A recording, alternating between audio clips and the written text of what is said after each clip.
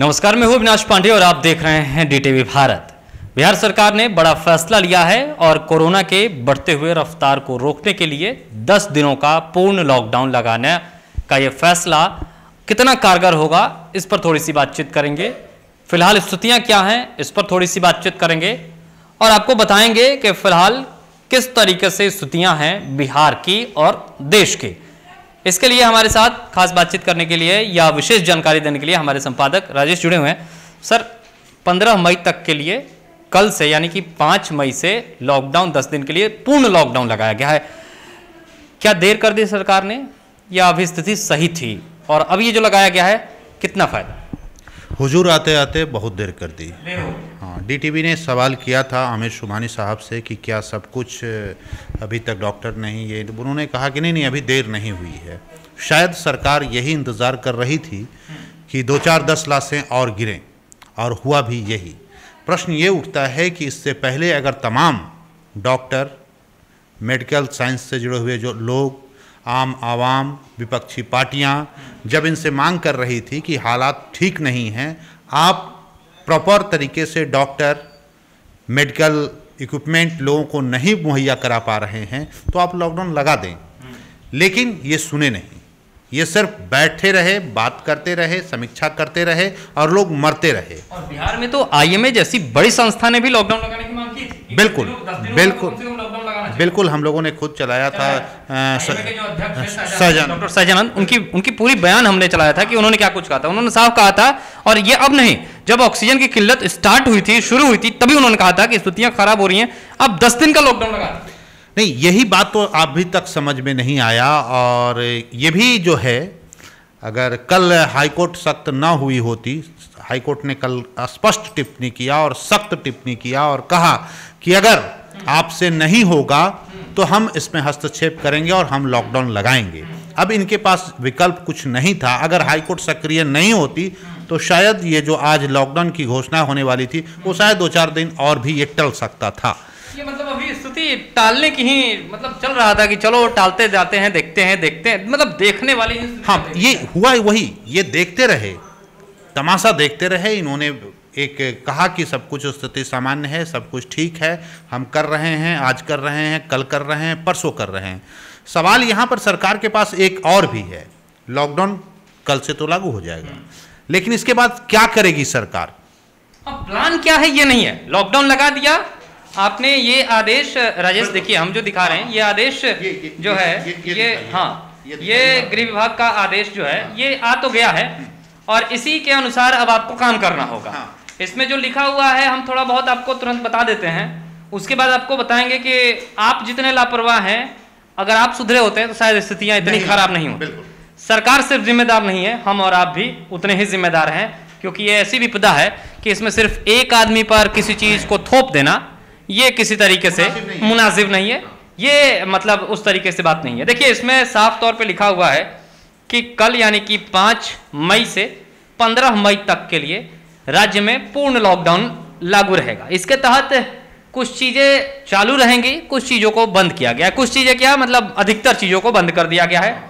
राज्य सरकार के सभी कार्यालय बंद रहेंगे, लेकिन इसमें अपवाद है कि कौन से खुले रहेंगे, उसकी लिस्ट दी गई है। उसमें आवश्यक सेवाओं से जुड़े हुए तमाम वो कार्यालय आपको खुले मिलेंगे। जिला प्रशासन, पुलिस, सिविल डिफेंस, विद्युत आपूर्ति, इसके अलावा जलापूर्ति, स्वच्छता, फायर ब्रिगेड, स्वास्थ्य, पशु स्वास्थ्य, आपदा प्रबंधन, कोषागार एवं उनसे संबंधित जो वित्त विभाग के कार्यालय होंगे वो खुले रहेंगे। दूरसंचार, डाक विभाग से संबंधित कार्यालय यथावत कार्य करेंगे, और न्यायिक प्रशासन से संबंध में माननीय उच्च न्यायालय द्वारा जो भी निर्णय लिया जाएगा वो लागू होगा।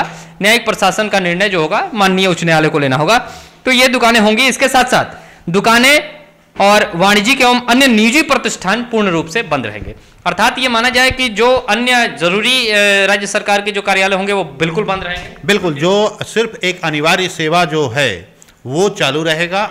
इसके अलावा जो भी है वो सब बंद रहेंगे। जैसे पहले फेज में हम लोगों ने देखा था कि संपूर्ण लॉकडाउन वही किया गया है, इस बार भी किया गया, केवल आवश्यक सेवाओं छोड़कर। केंद्र सरकार ने लॉकडाउन लगाया था, ये उसी पैटर्न पे होगा। बिल्कुल, अगर बाहर निकलेंगे तो आप पे कार्रवाई बिल्कुल निश्चित रूप से कार्रवाई होगी। उसमें स्पष्ट आगे देखेंगे तो स्पष्ट लिखा हुआ है कि अगर उसके बाद भी अगर आप बाहर निकलते हैं और इसका उल्लंघन करते हैं तो नियमानुसार जो कार्रवाई है वो लिखा हुआ है कि उपरोक्त आदेश का उल्लंघन करते हुए पाए जाने पर संबंध के विरुद्ध आपदा प्रबंधन अधिनियम 2005 की धारा 51 से 160 एवं इसके अलावा भारतीय दंड विधान की धारा 188 के प्रावधानों के अंतर्गत दंडात्मक कार्रवाई की जाएगी। ये आप देख सकते हैं, ये जो लेटर है, हालांकि आज जल्दीबाजी में कुछ लोग ज्यादा थे, सोशल मीडिया में मैं देख रहा था, लेटर तो शेयर किया जा रहा था लेकिन उसमें साइन नहीं था। ये देखिए, मैं आपको जो लेटर दिखा रहा हूं, ये बजाते साइन किया हुआ सरकार गृह विभाग के द्वारा जो जारी किया जाता है लेटर, ये वही है।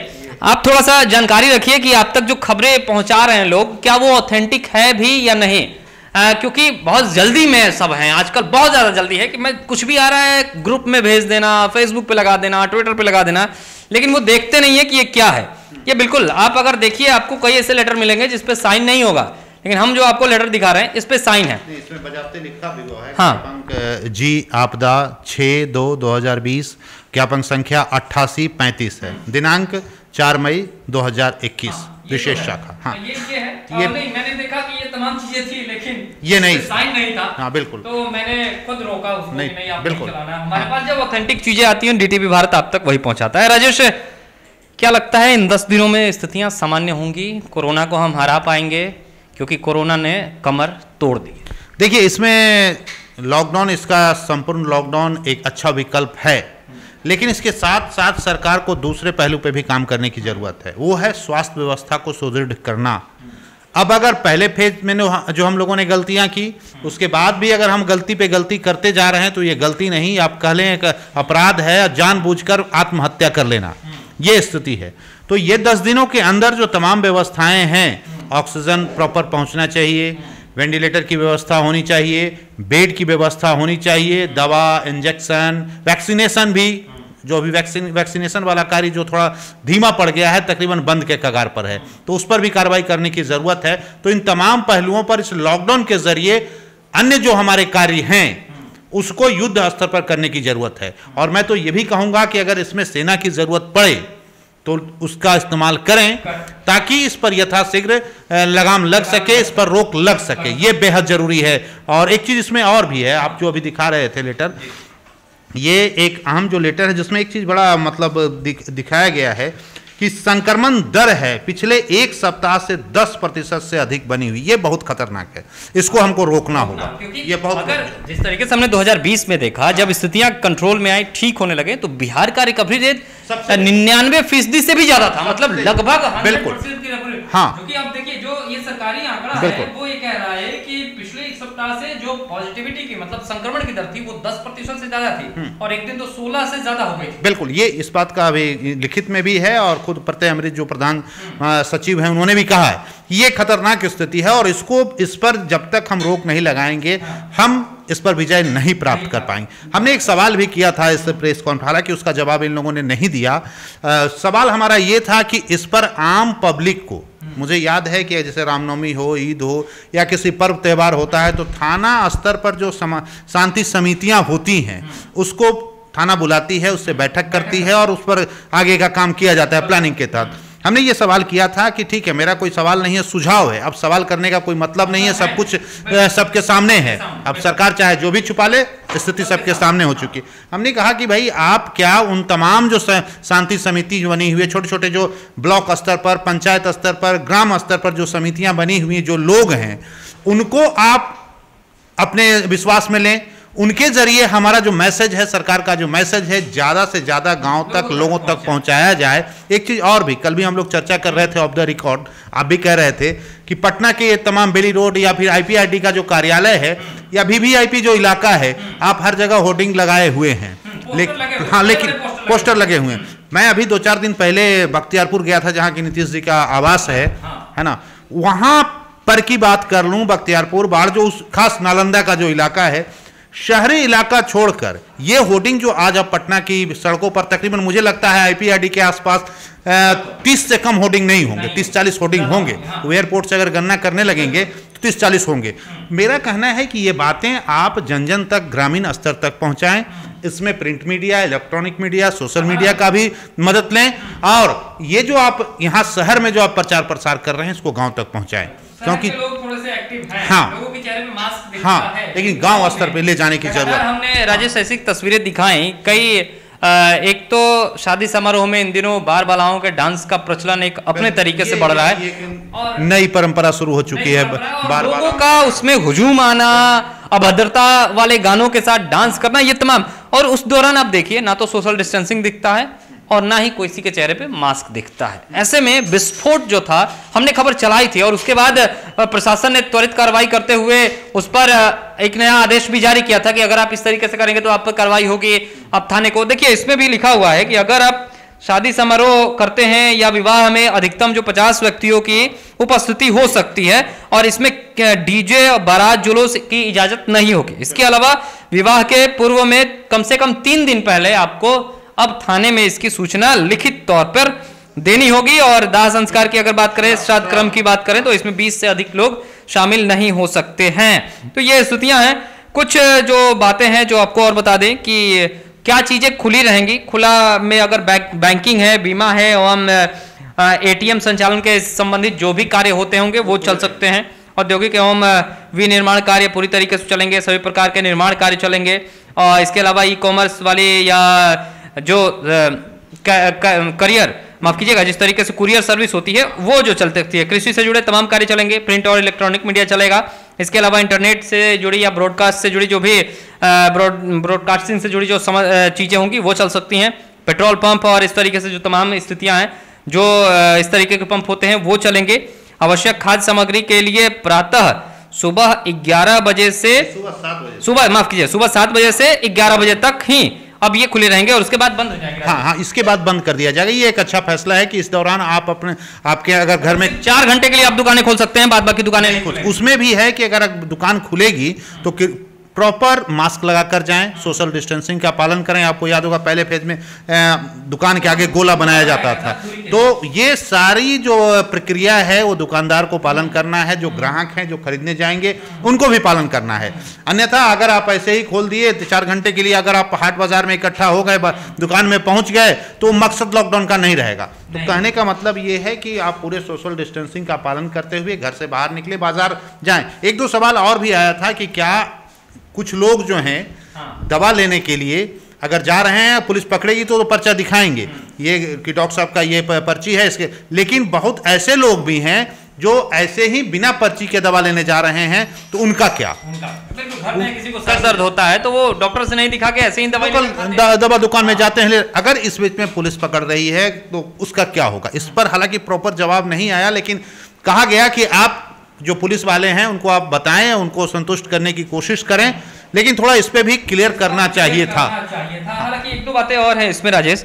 एक तो निजी सुरक्षा सेवाएं जो होंगी वो चल सकता है। इसके अलावा ठेला पर फल और सब्जी घूम घूम कर बिक्री हो सकती है, ये इसको खुला रखा गया, ये अच्छी बात है। इसका समय नहीं बताया गया है, अर्थात आप दिन भर आप बेच सकते हैं और ये है, लेकिन 7 से 11 बजे का जो टाइम है ये दुकानें जो होंगी वो खुल सकती हैं। हालांकि इसमें भी काफी कंफ्यूजन है। इसमें देखिए इतनी ही चीजें खुली रहेंगी, बाद बाकी जो दुकानें और सब चीज हैं वो बंद रहेंगे। यानी कि नाई की दुकान एक बार फिर से बंद होने वाली है राजेश। फिर से लोगों को थोड़े दाढ़ी बाल वाल बढ़ता हुआ नजर आ सकता है। मैंने तो सोचा था कि दाढ़ी, हाँ नहीं, मैं तो सोच रहा था कि दाढ़ी बनाऊंगा और वगैरह, लेकिन अब वो भी बंद रहेंगे। हाँ, फिलहाल बंद रहेंगे। जरूरत है अभी हम सबको सावधानी बरतने की। अगर दाढ़ी बढ़ गई तो कोई फर्क नहीं पड़ता है, तो आप उसको हम ये इसलिए बता रहे हैं क्योंकि कई चीजें खुली हैं, तो कहीं ये ना समझ लिया जाए कि वो भी दुकानें खुली हैं, क्योंकि पिछली बार स्पष्ट था कि ये बंद है, लेकिन इसमें कोई नाम नहीं लिखा हुआ है, लेकिन ये लिखा हुआ है कि सारी दुकानें बंद रहेंगी। अपवाद में जो है वो ये लिस्ट है जो खुली रहेंगी, और हमने आपको बताया कि क्या क्या खुला रहेगा। इसके अलावा अस्पताल है वो खुला रहेगा। पब्लिक ट्रांसपोर्ट अगर चलता है तो उसमें 50% ही, यानी कि अगर 100 सीट है तो उसमें 50 लोग ही बैठेंगे, उससे अगर अधिक बैठेंगे तो स्थितियां उनको बिल्कुल रोक दिया जाएगा और उस पर कार्रवाई की जाएगी। एक और सवाल था हमारा कि अगर लोग यात्रा कर रहे हैं, दिल्ली से कोई आ रहा है, फ्लाइट से आ रहा है या फिर ट्रेन से आ रहा है, तो उसके लिए क्या है? तो उसके लिए ये है कि आप जा रहे हैं कहीं भी तो आप टिकट आपके पास रहना चाहिए। हाँ, नहीं, ये एक अच्छी बात है। पहले फेज में भी ऐसा किया गया था और इस बार भी ये कहा गया है कि अगर आप बाहर से आ रहे हैं और उसके बाद चीज और कंफ्यूजन है, हाँ, इसकी अगर कोई बाहर से आ रहा है और कहीं दूर दराज इलाके में जाना है तो कई लोग अपने घरों से गाड़ियां मंगवा लेते हैं। लेकिन अब मुझे नहीं लगता कि वो कैसे आएंगे, क्योंकि टिकट तो उनके घर वालों के पास तो होगा नहीं। तो थोड़ा सा सरकार को इस पर भी क्लियरेंस करना नहीं, उसके लिए फिर ई पास का जो व्यवस्था पहले फेज में किया गया था, उसके लिए ई पास की व्यवस्था इस बार की गई है। आप ऑनलाइन अप्लाई करें, आपको ई पास जारी किया जाएगा और जिला अधिकारी वगैरह के हाँ, जिला प्रशासन द्वारा किसी विशेष कार्य हेतु ई पास निर्गत है, वो अपना लगा के ई पास लगाएं गाड़ी पे और उसके बाद वो जाएं। हालांकि इस पे सरकार ने कहा है, पुलिस ने ये भी कहा है कि अगर आपको इमरजेंसी है तो जो भी अधिकारी या पुलिस वाले आपको रोक रहे हैं तो उन्हें आप उचित जवाब दें। लेकिन मेरी एक पुलिस वालों से भी एक बड़ी विनती है, देखिए विपदा का समय है और आम पब्लिक से भी मेरी विनती है कि कम से कम पुलिस को कोऑपरेट करें, डॉक्टर को कोऑपरेट करें, मेडिकल वाले को कोऑपरेट करें। साथ ही साथ आम पब्लिक की भी, पुलिस की भी एक जवाबदेही है, डॉक्टर की भी जवाबदेही है कि वो भी थोड़ा सा, निश्चित हैं लोग परेशान हैं, तो आप पुलिस वाले अचानक डंडा न चलाएं, एक बार उनसे पूछें किस मकसद से आप जा रहे हैं, क्यों जा रहे हैं, समझाएं और हाँ दूरी से, एक नज़दीक जाने की ज़रूरत आपको भी नहीं है। जो मेडिकल स्टाफ हैं वो भी थोड़ा सा स्थिति को समझें, लेकिन मेरी आम लोगों से गुजारिश है कि एक दूसरे को कोऑपरेट करें। हो हल्ला, ज़्यादा हंगामा करने की ज़रूरत ही नहीं है, बस आत्मसंयम बरतें। मुझे लगता है कि अगर हम लोग सही तरीके से लॉकडाउन का पालन करेंगे तो निश्चित रूप से हाँ, कोरोना पर हम एक तो रिसर्च देख रहा था या एक दो लोगों की बातें सुन रहा था, जो डॉक्टर्स हैं वो ये बता रहे हैं कि कोरोना एक मतलब इस तरीके से चलता है कि अगर वो चलकर आ रहा है तो उस समय वो पिक पर है, लेकिन उसका भी ढलान है। जैसे कि अभी खान सर हैं जो पटना के काफ़ी फेमस टीचर हैं, उनका मैं अभी एक वीडियो देख रहा था, वो ये बता रहे थे कि सूर्य जब निकलता है तब उनमें तपिश ज़्यादा होती है। मतलब अगर आप जाइए 12 बजे तक, 1 बजे तक, तो उसकी धूप इतनी कड़ी होगी कि आपको लगेगा कि शरीर जल जाएगा। लेकिन 2-2:30 बजे के बाद जब सूर्य अस्त करने लगता है, मतलब दूसरे स्थिति में जाता है, तो उसकी धूप तो रहती है, रोशनी तो रहती है, लेकिन तपिश कम हो जाती है, आपको गर्मी उतनी नहीं लगेगी, आप जलेंगे नहीं उसकी गर्मी में।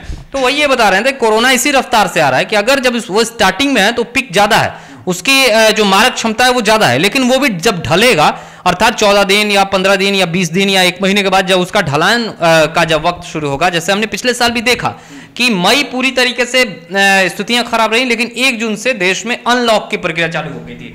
इस पर स्थिति बिल्कुल स्पष्ट हो सकती है, लोग तक ये संदेश पहुंचाया जा सकता है, नहीं होगा, बिल्कुल ठीक होंगे, हम फिर से वापस अपनी उस दुनिया में लौटेंगे। लेकिन वो तभी संभव है साहब, हम मिलजुल कर काम करें और लॉकडाउन का पालन करें। अब ऐसा नहीं कि आप चाहे कि इस उम्मीद में हैं कि सब कुछ खुला है, 15 दिन के बाद ऑटोमेटिक वो पीक है वो डाउन पे जाएगा, ऐसा नहीं होने जा रहा है। वो तभी होगा कि जब हम लॉकडाउन का पालन करेंगे, मास्क लगाएंगे, लोगों से एक डिस्टेंस रखेंगे, यानी जो गाइडलाइन है अगर हम उसका पालन नहीं करेंगे और उल्लंघन करते रहेंगे तो फिर स्थिति खराब होगी। अच्छा राजेश, एक चीज इसमें यह भी है कि कोई भी अगर प्लान लागू किया जाता है तो अचानक से उसे एग्जिट भी उससे नहीं हो सकते हम, अर्थात ये तय माना जाए कि ये जो 10 दिन का लॉकडाउन है, ये 10 दिन के बाद 11वें दिन यानी कि 16 मई को ये अचानक से खत्म नहीं हो जाएगा, आप ऐसे ही रोड पर नहीं आ सकते हैं। उसके बाद एक और 2-3 इस तरीके से जो गाइडलाइन होगा वो आएगा और उसके तहत काम किया जाएगा। हमने देखा पिछले साल लॉकडाउन 1 आया, 2 आया, 3 आया, 4 आया, 4 तक आते आते जब स्थितियां कंट्रोल हुई तब अब अनलॉक की प्रक्रिया चली, उसमें भी 1 धीरे धीरे चीजों को खोला गया, 2, तो इस तरीके से यहां पर भी ये चीजें होंगी, क्योंकि लॉकडाउन तो लगा दिया गया है, तो अब ये तय मानिए कि अचानक से इसे खोला नहीं जाएगा। नहीं, अभी बहुत ज्यादा उत्साहित होने की जरूरत नहीं और खुश होने की जरूरत नहीं कि 15 के बाद खुल जाएगा, क्योंकि 15 से पहले 13 और 15 के बीच में समीक्षा, हालांकि प्रतिदिन सरकार समीक्षा करती है, समीक्षा करेगी कि इस लॉकडाउन के बीच में, जैसे अभी बताया जा रहा है संक्रमण दर हमारा 10% है, अब लास्ट 14 या 15 के बीच में क्या रहता है हमारा रेट, क्या वाकई में हमारी कोरोना की जो स्थिति है वो ठीक होती है, हमारा जो 10 की जगह पर हम कमाते हैं, तो उसके बाद तय होगा। और जो आपने कहा कि अचानक तो खुलना ही नहीं है, हो सकता है दूसरी तरफ जो तमाम विशेषज्ञ जो कह रहे हैं कि 15 से 20 के बीच में पीक आवर होगा, तो वैसे स्थिति में अगर 15 तक हम लॉकडाउन में हैं और अगर हालात इस बीच में हम लोगों ने कंट्रोल नहीं किया तो ये जो लॉकडाउन है शायद बढ़ जाए। बिल्कुल बढ़ेगा। मुझे जहां तक लगता है, अगर 2020 की मैं बात कर रहा हूं तो लॉकडाउन तो बढ़ना तय है, क्योंकि लग गया तो लगने के बाद उसका एक एग्जिट प्लान होता है और उस प्लान के तहत ही उससे निकला जा सकता है, धीरे धीरे ही निकलना पड़ता है। फिलहाल जिस तरीके से स्थितियां हैं उसमें आपसे एक करजोड़ हाथ जोड़कर हमारी प्रार्थना है कि आप अपना ख्याल रखिए। अब लॉकडाउन लग गया है तो बाहर मत निकलिए, हो सकता है पुलिस आप पर पिछले साल की तरह लाठियां भी बरसा दे, इसलिए अपना ख्याल जरूर रखना है। हालांकि इसमें तमाम बताया गया प्रावधान कि आप पर क्या कार्रवाई की जा सकती है, उसके तहत आप पे कार्रवाई हो सकती है, आपको जेल में ले जाया जा सकता है, और उससे भी बड़ी जो धाराएं हैं जिसपे तहत आप पर कार्रवाई की जाएगी उसके अनुसार जो सजा हो सकती है वो भी आपको मिल सकती है। इसलिए आप अपना ख्याल रखिए, अपने परिवार का ख्याल रखिए, स्वस्थ रहिए, सुरक्षित रहिए, मास्क का प्रयोग कीजिए। अगर आप सब्जी लेने जा रहे हैं दुकान पर या अन्य सामान, जरूरी सामान लेने जा रहे हैं, तो अपना ख्याल आपको रखना ही रखना है। फिलहाल मुझे और हमारे संपादक राजेश जी को दीजिए इजाजत। नमस्कार।